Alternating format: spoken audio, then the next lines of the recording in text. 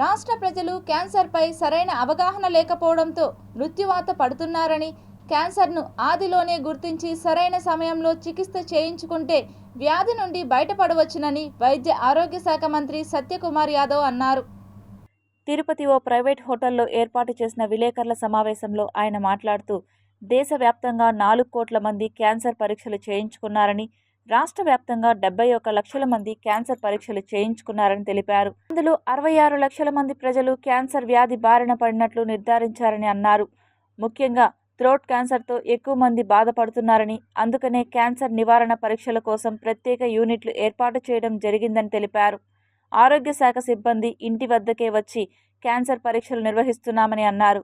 Cancer వ్యాధితో ఎవరైనా చికిత్స పొందాలంటే వారికి తక్కువ ధరకే మెడిసిన్స్ను కేంద్ర, రాష్ట్ర ప్రభుత్వాలు అందిస్తున్నాయని పేర్కొన్నారు.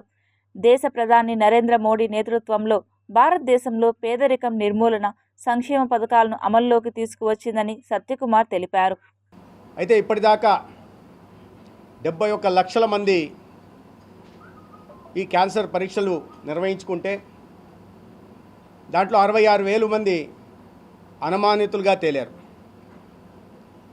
వీరిని ఈ 17 ప్రివెంటివ్ ఆంకాలజీ యూనిట్స్గా పరిగణించబడుతున్న బోధన ఆసుపత్రులు ఏవైతే ఉన్నాయో వాటిలో రెఫర్ చేయడం, ఈ అనుమానిత కేసులు మరొకసారి పరీక్షలు నిర్వహించి వారికి ఉందా లేదా గమనించి తదనుగుణంగా ఏ దశలో ఉందో వాటిని గుర్తించి తదనుగుణంగా చికిత్స అందించే ప్రయత్నం కూడా ఆంధ్రప్రదేశ్ ప్రభుత్వం చేస్తూ ఉంది.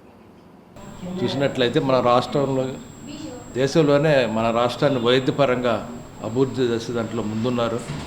ముఖ్యంగా ఈరోజు క్యాన్సర్ డే, క్యాన్సర్ దినోత్సవం సుందరం కూడా ఒక పాట చెప్పుకోవాలి.